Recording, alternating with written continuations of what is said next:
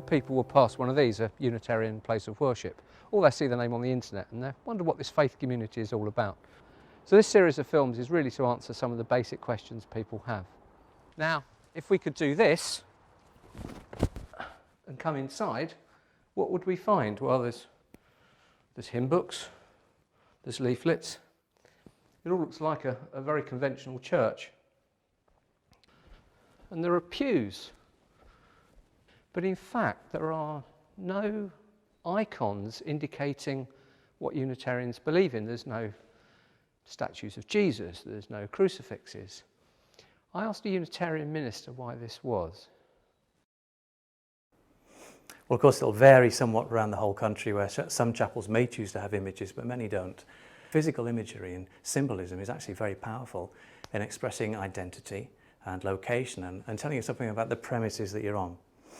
In my take on the Unitarian invitation, to have as little as possible in terms of physical object and symbolism means that folks aren't told what premises they're on, as in, if there's a cross here, then it implies it's a Christian premise and that the community in that place gathers on Christian premises. If there's a crucifix there, so much more the case. My take on the invitation is that if we have a space that's clear, it creates a sense of spaciousness, more room for somebody to come in and bring their own ideas and their own thinking.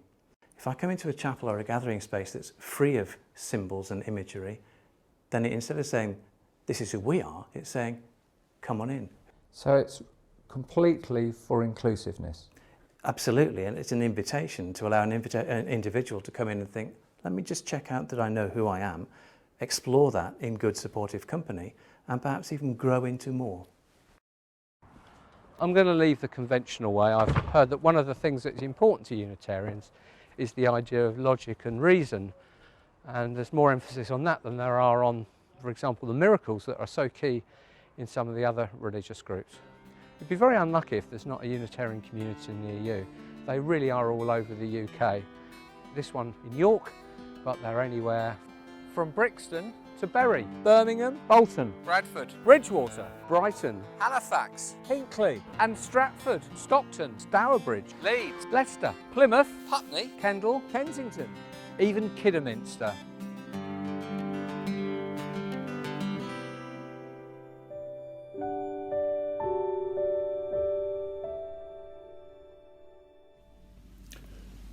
Welcome to this meditation for August from the National Unitarian Fellowship. Is nothing sacred, said my friend, when his football was interrupted by the adverts. Not quite the meaning of sacred I was used to. Sacred means having a religious or spiritual atmosphere. The sacred seems to move us to a different awareness of how we are as a person, as if the sacred place or sacred atmosphere has a spiritual quality of its own, and we tune into it. Or maybe it tunes into us. If you visit an empty church or chapel and just stand there for some moments, you can sometimes sense the sacred. Maybe it is the history of the place, and you feel it in your bones, the centuries of prayers and hymns that have been absorbed into the walls. Every pew has its history. Generation after generation have taken a place there. Joy and grief have been seated in equal measure. The joy of weddings and celebrations, the hopes that go with baptisms, are followed by the tears of grief that are led by a coffin. The church sacred is found in the rituals of worship. Standing, kneeling, sitting, all follow a defined path. The words fall on receptive ears, and the responses are automatic. The priest exalts the deity in one direction and the people in the other. The priests perform those sacred rituals before the altar, and the congregation endorse them with Amen. My name is Holly and I come to Bank Street Unitarian Chapel. I like this chapel because we do lots of fun things in junior church and there are lots of nice people. I have been going to a Unitarian church since I was 2 days old and we haven't always come to this church. We came here in April last year because our church is shut down. My name's Alec Bowman. I've been coming to Bank Street Chapel for about 26 years. During those years I've been very honoured. I've served the chapel as chapel chairman of the congregation. I've also held the position of president of the chapel. And one of the things I was very pleased that I was involved in, that when our minister opens the service, he uses the words of what we call our mission statement. That is, to inspire spiritual journeys, engaging with the world with open hearts and open minds. And I think that during today's service, we have seen an example of all of that. For example, we've all been on a spiritual journey today. When we talk about engaging with the world, we've engaged with the U3A choir today. And when this broadcast goes out, we'll be engaging with even more people. And I'm sure that we all have open hearts and open minds. Bank Street's a wonderful chapel. You've just heard from Holly, one of our younger members. And we've now got young children again. When I first came to the chapel, we had a lot of young children, and sadly they all went. But since we've got our friends now who've joined us from Halliwell Road, we've got a new generation of young children, which is really good for the chapel. And it really is our spiritual home.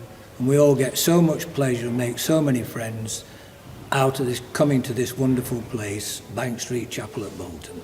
Thank you very much indeed. When I was a student, I had an argument with someone about accountability, where I was saying that what people get from a religious community, while I'm not looking for anything to do with God or any kind of faith like that, I was jealous that people had a space where they could be held accountable for how they were living, and they had a space each week to reflect on their values and really kind of face their values and understand them and just reflect on their kind of the week that had gone by. And I feel like in kind of purely secular life, where things are quite atomised, no one really does that, and there isn't such a space or such a value placed on kind of considering your actions. What I get out of my faith is somewhere where I can feel at home, where I am accepted for who I actually am, not who somebody may want me to be. When I was young, I was in the Church of England. Strangely enough, my mother never went, but my sister used to go, and then when she left home, she organised an old lady to take me to church. So it was always a thing just for me, which was nice because I had like another family outside my own family.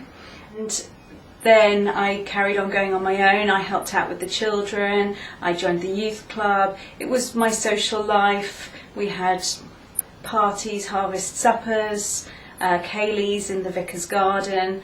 I really liked being part of that. Although, as I got towards my teens, I realised I had doubts, especially around sex. Being a teenager, I couldn't really imagine why God would be so obsessed with people's sex lives, really.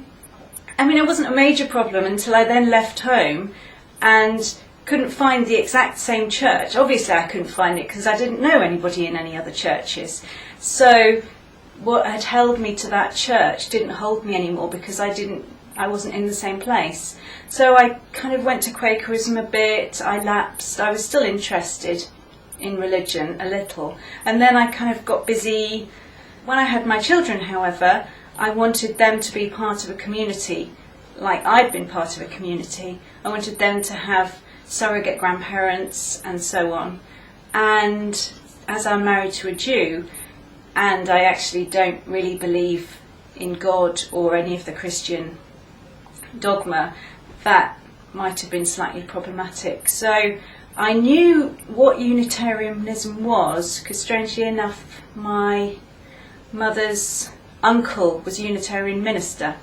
So I looked it up on the internet. I found there was a chapel close to where I lived, and we all pitched up one Sunday morning for a family service, not really knowing what to expect, and yeah, it went from there.